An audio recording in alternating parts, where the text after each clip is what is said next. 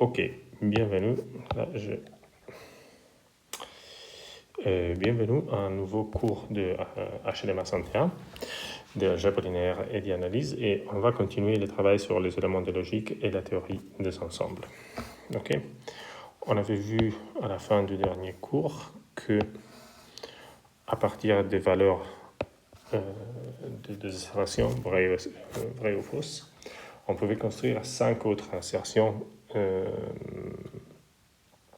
composées, c'est-à-dire non A et B, A ou B, A implique B et A équivalent à B. Okay, à partir des valeurs de A et B, on sait comment construire les valeurs des autres assertions. On avait déjà vu ça la dernière fois. Okay, ça c'est important et à retenir parce que ça va être utile tout au long du cours. Alors, un exemple intéressant est le suivant. On va montrer que l'assertion A implique B est équivalent à non B implique non A. Alors, A implique B, vous savez, c'est vrai, toutefois que si A est vrai, B est vrai. Et elle est vraie aussi quand A est faux. Donc, voilà. Alors, non B implique non A. Elle est vraie si non B, quand non B est vrai et non A est vrai. C'est-à-dire quand B est faux et A est faux. Là, par exemple. Donc, elle est vraie ici. Quand non B est faux, c'est-à-dire quand B est fausse, quand B est vrai, elle est vraie. Et elle est fausse dans le dernier cas. Okay, donc, vous voyez que ces deux assertions prennent exactement les mêmes valeurs et donc elles sont équivalentes. Et cette implication-là est appelée implication contraposée. Alors, une observation importante est que la négation échange les connecteurs logiques E et U, c'est-à-dire non A et B est égal à non A ou non B, et non A ou B est égal à non A et non B. C'est facile à voir ça.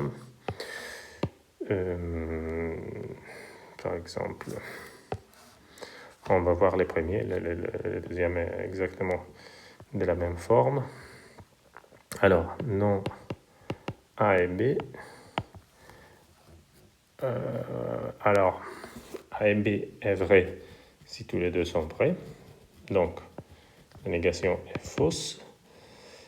Et A et B est fausse dans tous les autres cas, donc la négation est vraie.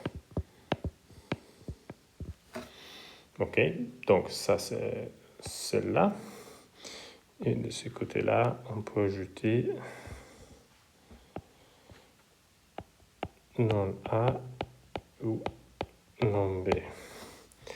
Alors, si non A et non B sont tous les deux fausses, alors elle est fausse. Si une des deux est vraie, elle est vraie. Et vous voyez que effectivement, vous avez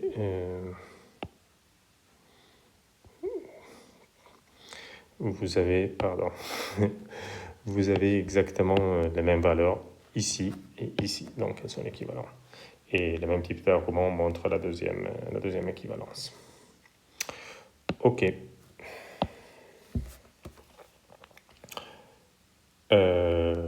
Voilà. Ah, ok. En fait, c'est montré dans la j'avais oublié que c'était montré dans la transparence suivante, mais bon, tant mieux, on l'a déjà vérifié. Cette équivalence. Et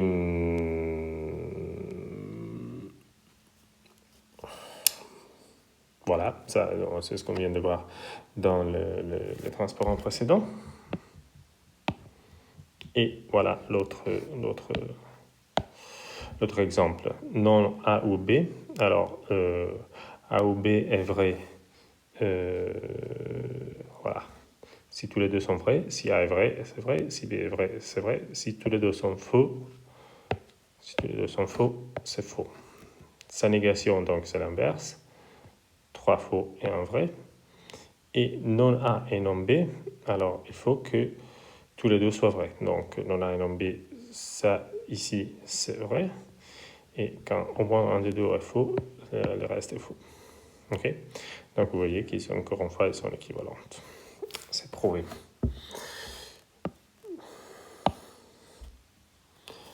Alors,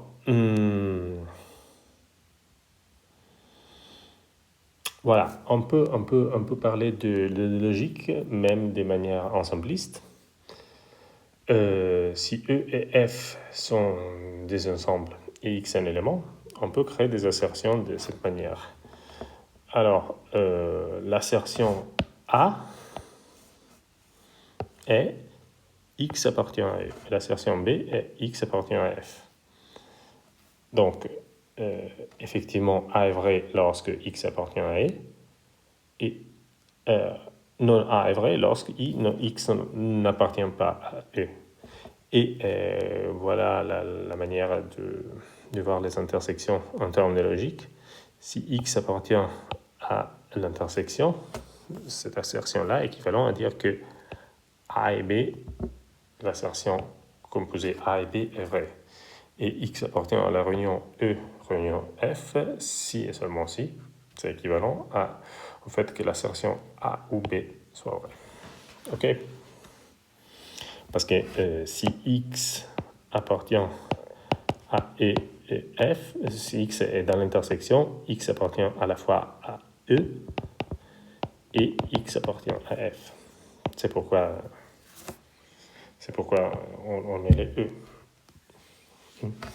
Et si X appartient à la réunion, il peut être ici, là, là. Donc, soit il est dans E, soit il est dans F, soit il est dans tous les deux. Donc, X appartient à E ou F.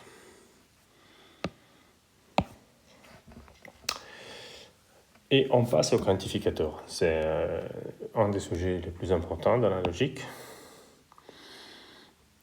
Par exemple, on va appeler variable toute lettre qui apparaît dans un énoncé, de façon que si on affecte à cette lettre les valeurs dans un certain ensemble, on obtient une assertion. Par exemple, n est plus grand que 15, et si on met n égale à 12, 13, 14, 15, alors, pardon, non, je me suis trompé. Des exemples d'assertion sont n est plus grand que 15, ou bien pour n égale 12, ou 13, ou 14, ou 15, n est plus grand que 15, ou tout entier naturel n est plus grand que 15. Ok? C'est trois assertions différentes. Vous voyez, bon, elles sont pas forcément toutes vraies, mais une remarque importante, un énoncé qui contient une variable dont le référentiel n'est pas précisé, comme dans ces cas-là, est une assertion ouverte. Et par opposition, une assertion qui contient une variable où le référentiel est bien défini est une assertion fermée.